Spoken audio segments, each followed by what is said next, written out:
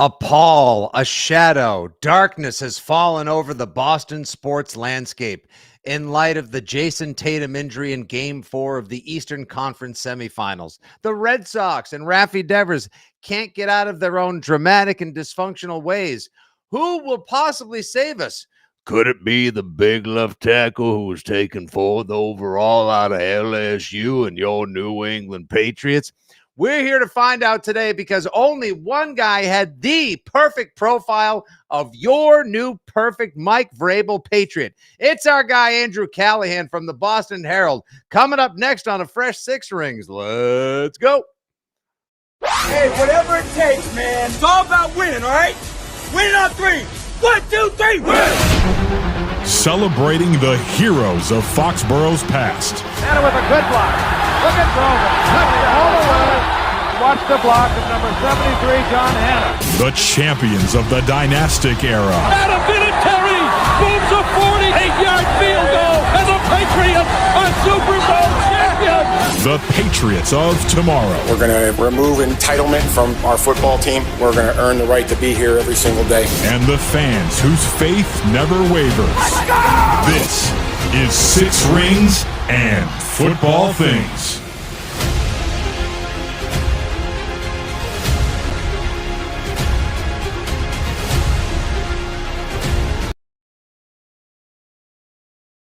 Did you ever think, Andrew Callahan, that you would be the guy that would be brought on the podcast as the hero we didn't know that we needed, but that we deserved, bringing us the profile, the information, and all the good stuff from rookie minicamp, your piece on Will Campbell and more during this dark time? Tatum's done. The Celtics are cooked. The Sox suck. And the Bruins are an afterthought in the Boston sports landscape. And yet, I finished rereading your piece that you put together that was published on Monday, the 12th of May in the Boston Herald, because I like to fancy it up when you write nice profile pieces like this. I read that, and it just dovetailed nicely into my overriding feeling. My predominant feeling so far on the Patriots this spring has been, it's fun to talk Patriots again. And there's actually hope in the air. And, he one soundbite at a time. I tell you, he continues to win over Patriots Nation. But after reading this, I'm ready to get the whole damn family 66 jerseys, brother. It was awesome. Anyway, Andrew Callahan joins us here on the podcast, folks. How you doing, my guy? Thank you, Fitzy. And look, Mama always said that laughter was the best medicine. Unless it's a torn Achilles, then you need to write about football. So here I am with your profile, Will Campbell. This was couple weeks in the making, and everybody that I talked to just had the best things to say about Will. So you try to balance that out, right? Like, this is the time of year to get the flowery stories about the rookies and all the great things they've done and the plays they've made. I always want to get to who they are and why, and it took a while, but I think we got there with Will. Yeah, my favorite piece. It's a long read. I mean, I guess if it was on Medium or Substack, it would probably tell you, like, this is a 13-minute read, or prepare to actually sit down and consume this. Yeah, read this at 1.5 speed. It's like a good 10, 12 minutes. By the way, side note, just like a general dude thought, I don't do podcasts. Some people are like, I got to consume more content, bro. I got to get as many pods in as I can during a day while I'm crushing 200 grams of protein and, working out from my under desk treadmill. Like, knock it off. Articles are meant to be read at leisure. Podcasts are meant to be listened to and enjoyed. Like, for all the words that I practice no word economy, but like 1.5 speed, 2 speed, that's cheat code. I mean, come on. At that point, just read the Cliffs Notes, for God's sakes.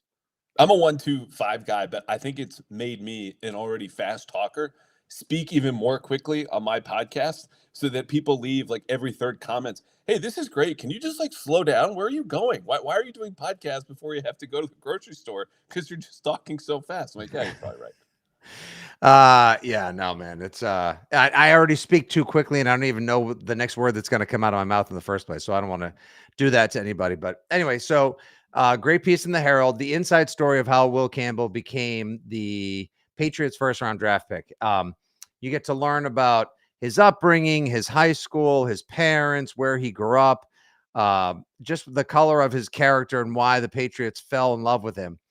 But as obviously this has been such a huge need for the Patriots for the longest time, Callahan, there still was that little bit of unrest or discomfort in the air this spring because we kept hearing, oh, his arms are too short. Oh, everyone kept saying like, that's a real thing. Like Chris Long talked about it on Greenlight. All these different analysts kept saying like, oh no, he's got the motor. He's got the drive. He's got the attitude. He's got the trunk. He's got the power, everything except like the short arms. He's going to be Peter Skoronski too, Titans guard Boogaloo.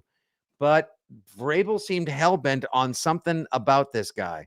And before you get into how you felt putting this piece together, I just want to highlight my favorite piece. This is a bit of a cliffhanger that he writes because Callahan is such an auteur at this point now. It doesn't just put together standard piece. This teases something you need to hit later in the piece. He writes, Vrabel wanted to feel Campbell, his violence and grit, to learn what drives a man beyond destiny, to find out if he could break it, to determine whether Campbell can help power the Patriots back to the place he believes they belong. So Vrabel, still around 6'4" and 261, as he was listed during his days as an outside linebacker. Side note, podcast host note, no way he's 261. Get out of here. Wrapped a yellow blocking pad with straps around his torso. After some pleasantries, he ordered Campbell to hit him, block him, fight him. A crowd of curious, fresh-faced LSU players gathered 20 yards away with Campbell's former position coach, Brad Davis. More than anyone standing in that group, Davis understood what was coming. No spectator said a word in silence of reverence. Everybody understood what was at stake, Davis said. Vrabel beckoned. Let's go. I mean, my God.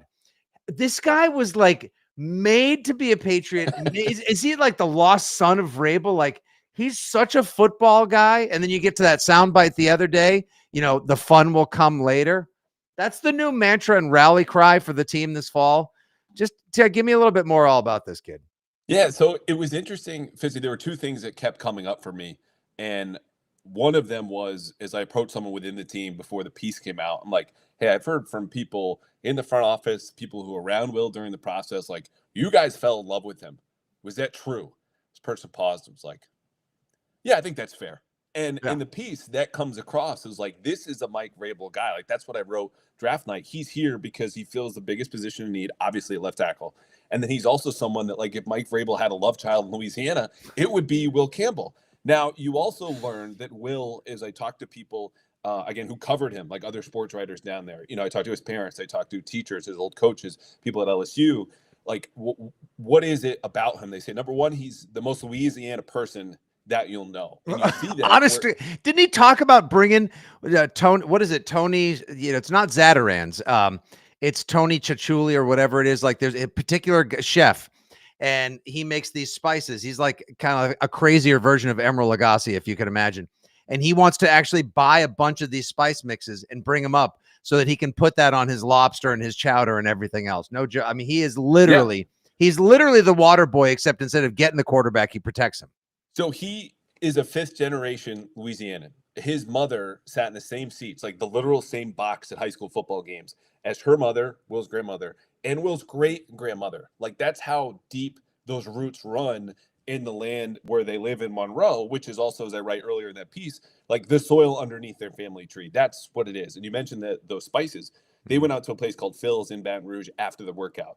2 hours back room, like Campbell, the guy being interviewed, took out Mike Vrabel and Elliot Wolf and Ryan Cowden and 3 other guys who went down there from the Patriots to his favorite place where they used to host the Campbells all the time. So this is a guy who hunts ducks and deer and alligator, plays football, loves his family. And that's kind of it, which sometimes the stories makes it a little bit more complicated. Like, how is this going to be compelling? And you never want to invent stuff, obviously, especially with profiles, right? Like, I like to think, what would someone write about me? It better be true as true gets. But with Will, there were more layers to this. You get into the passing of his cousin.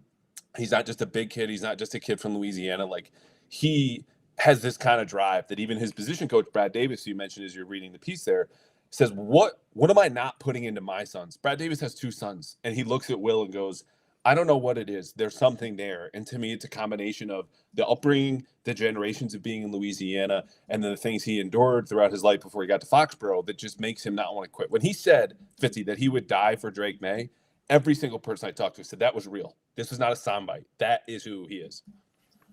I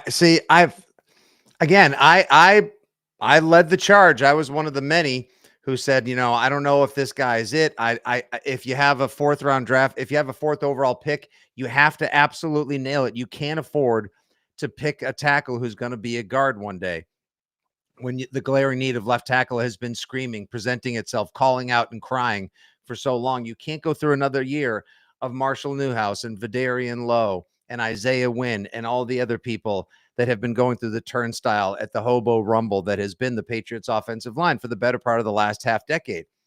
But everything about this guy, just, he screams refuse to lose. He just is all about, literally, pardon the pun, but like, it's like he's a will where there's a will, there's a way, there's a will to win type of guy. And reading this piece, to when all the good things he did, like when his position coach didn't compliment him during a game when they were playing Alabama or Florida, right? They scored 52 points. Yeah. And he, like you said, he absolutely just annihilated every defender. Someone said, like, he just tried to kill everyone out there. Then he went up to that position coach after the game and said, "Is that good enough for you?" And told him he would never withhold love from him again. Like, couldn't help it. And it was so hard for him not to tell him how much he loved him during the, I'm telling you, he won. If I've been saying, if he sound bites, if he plays half as good as he sound bites, if his on-field effort is half what his character seems to be about, not only do they have their left tackle of the future, but now I'm starting to really see through this matrix of like leadership and character and what Mike Vrabel wants in the locker room, on the team and on the sidelines, people that just effing love football and love the camaraderie, love the fraternity, love the brotherhood, and want to get out there and be awesome together. That, to me, just as much as being able to, deal with a speed rusher, a swim move, or whatever, seems just as important.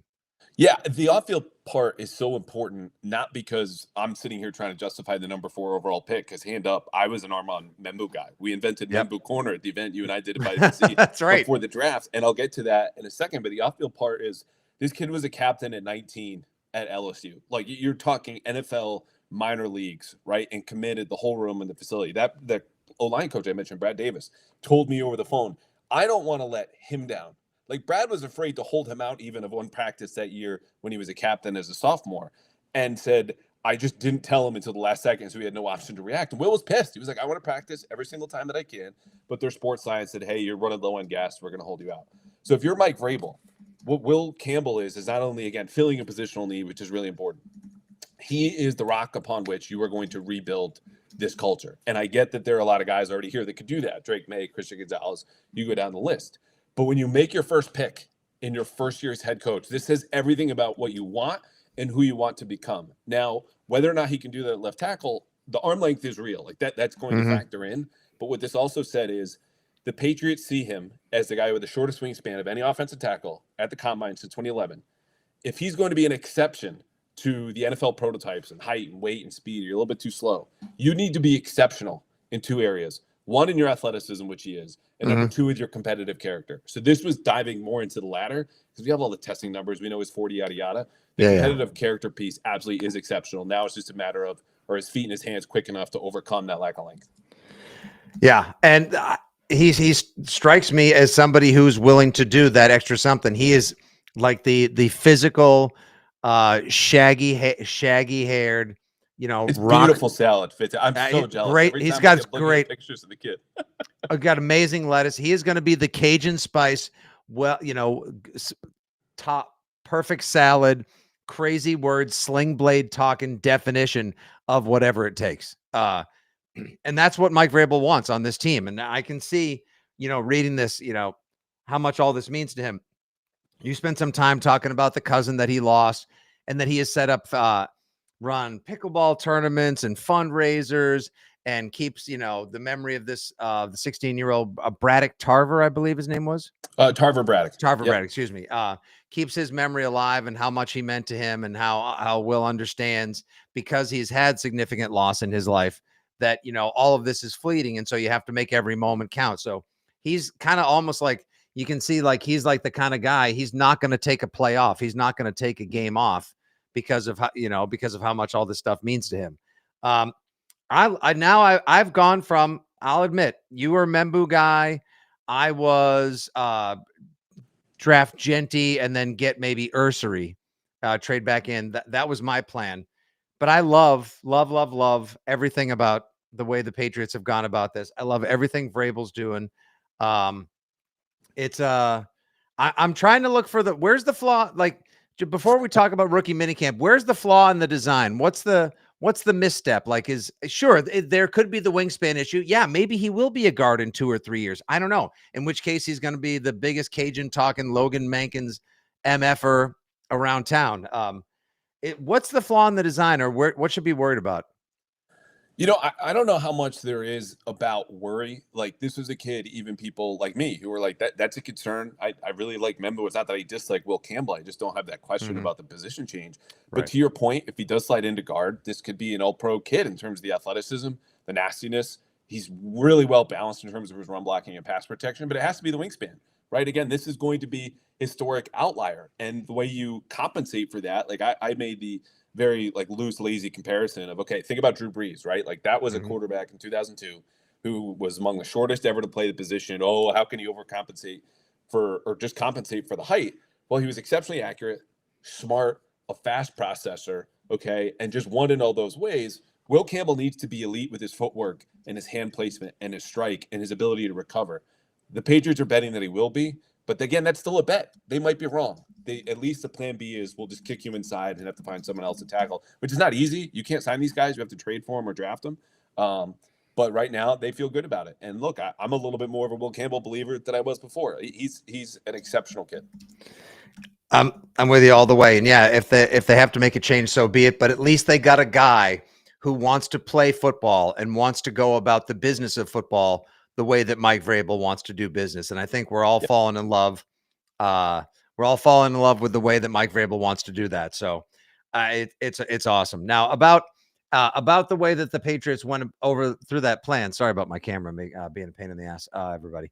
So about with the way that they did this, they chose to go with Campbell first, then grab some receivers and running backs later. I'm the biggest card carrying member in New England of the Travion Henderson Appreciation Society. I'm now referring to Kyle Williams as the timeline king, because every day that I open up Twitter, it's somebody else showing me another video of why this kid is such a good person, how explosive he is out of his breaks and whatever. So you had a chance to go down to rookie minicamp. Just give me some late post-draft thoughts, some post-draft thoughts on the way that they went about building the roster, the players they selected, and what you saw in Foxborough this weekend, who looked good, or what some early expectations you have for this new draft class. Yeah, it's tough to say because nothing's really changed for me. And I think you understand when you understand the setting. Like, they were all in the bubble for just over an hour. No pads. There was one competitive period. It wasn't even 7-on-7s. It wasn't 11-on-11s. It was basically 5-on-5, okay, for the offense against the defense.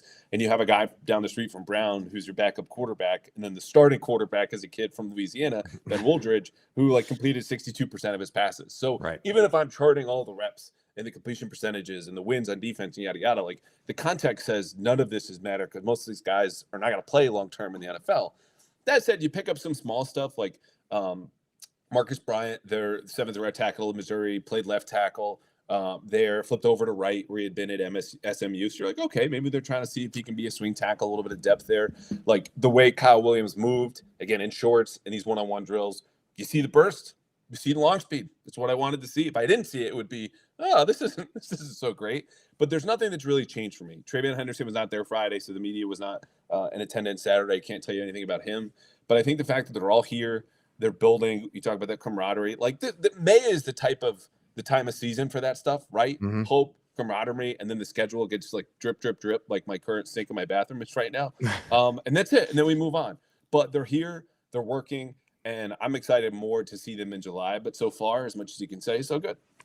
Was Kyle Williams somebody you had on your? I know we had a chance to talk about it at length at the draft party, benefiting Doug Kyde and his LLS initiative. But was Kyle Williams somebody you had on your radar as okay? Because I was in on Jalen Knoll, and obviously the Iowa State Cyclones have now become the new Houston Texans because they double dipped. Tank Dell's going to be out for a while. They traded for Christian Kirk. Now all of a sudden they have Jaden Higgins, Christian Kirk, Nico Collins, and Jalen Knoll. CJ Stroud should have a blast this year with those targets. When Brian Hoyer described Jalen Knoll as a tougher, faster version of Amon-Ra St. Brown, that was he said that? Wow. Yeah, he's like a more explosive, like, and Amon-Ra St. Brown He's an is a all-pro. BAMF. That stands for badass mofo.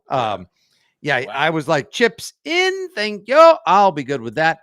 But Kyle Williams, like, I saw the clips of him talking about you have to go out and earn it every day. Nothing's given. Yeah, this is a gift. Like, I was like, okay, humility, awesome, check. Will to win, check. Want to improve, check. Oh, and people say he's the best natural separator in the draft. Mm-hmm.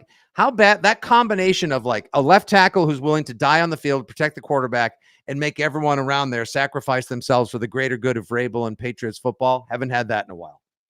Haven't had somebody with Henderson's long speed, and haven't had a separator like Williams. Yeah, and just how about backup options in the offensive line? Like any position basically except left tackle, there's a viable backup that you go, oh, that wouldn't be the end of the world, which is what you've been living and watching. It's the end of the world up front with the worst front blocking offensive line last year and the second worst pass protecting offensive line. But looking ahead, I love Kyle Williams, and it was as much because of the 4.4 speed, but that you could see it on tape. And his success rate against man coverage was over 75%. You'd be like, oh, he played at Washington State, blah, blah, blah. Wouldn't you get extra attention if you're the only good receiver on your team, regardless of the defense that you're facing? Because if you're the Patriots and you look at that success rate against man coverage and that long speed, like, can you name me a receiver that's had both of those abilities in the last 5, 6, 7 years? Like Tyquan Thornton, we know, had the 4.2 speed. Couldn't separate from man. Baylor receivers just don't work in the NFL. Like the Corey Colemans and the Tyquan Thorntons, it just doesn't translate for Denzel Mims, who just got cut from a UFL team as well. Like it just doesn't translate. Tyquan Thornton would be a better teacher at the Arthur Murray Dance School than he would be an NFL route runner.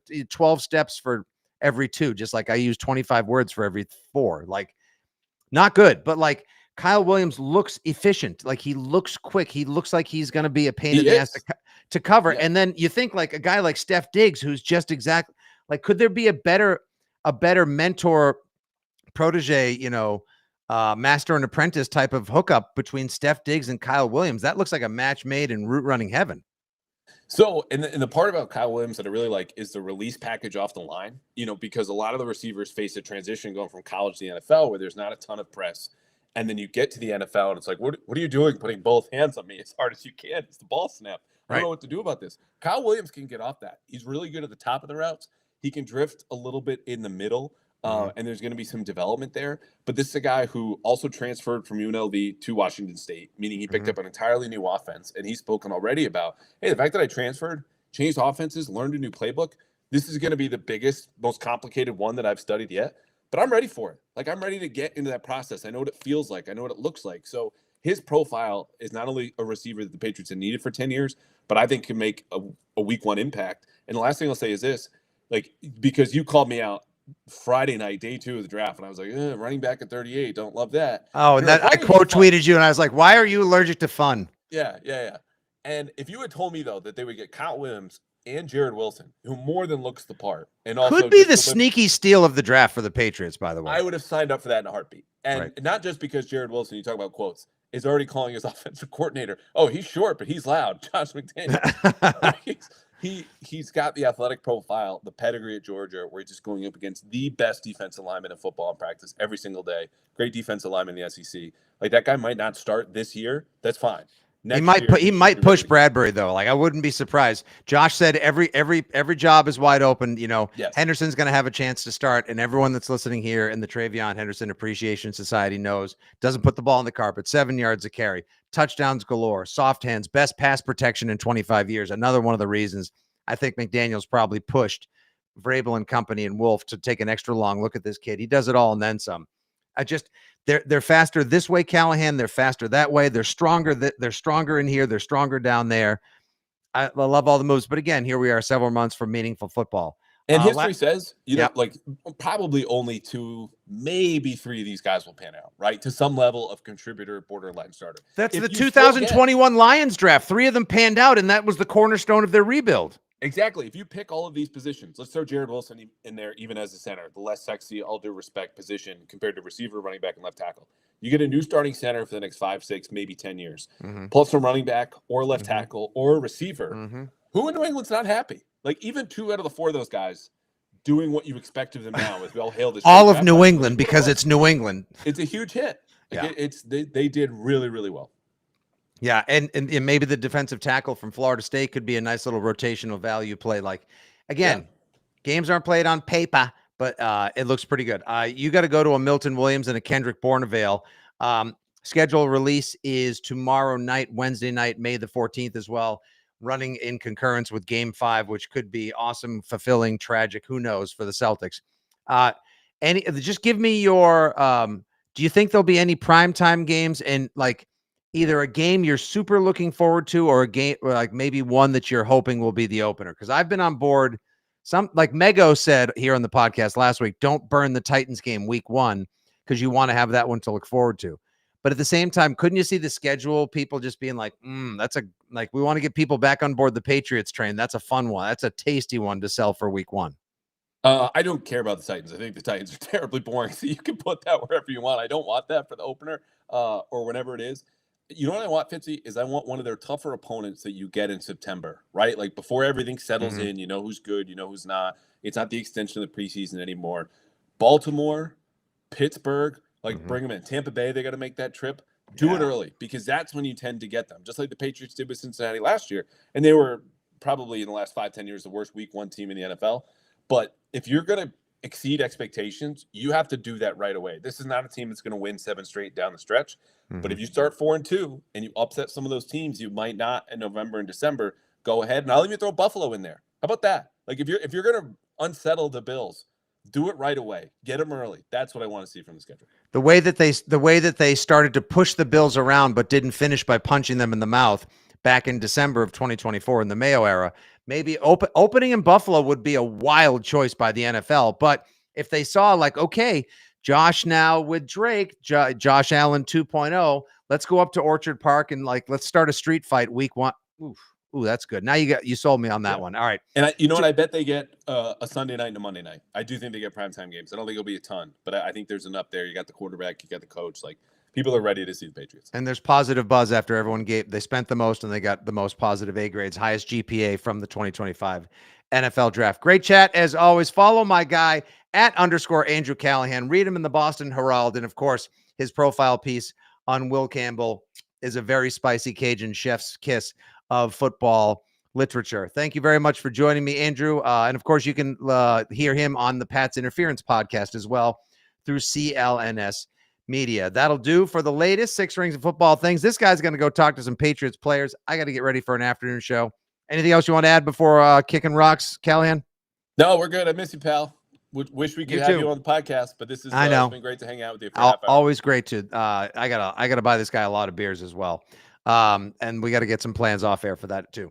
You guys take care. Thanks for listening and watching as always. Make sure you subscribe, Spotify, Apple Pods, and on the Odyssey app. We'll be back more in probably a day or so with a scheduled release, reaction podcast, and more. Till then, good day, God bless,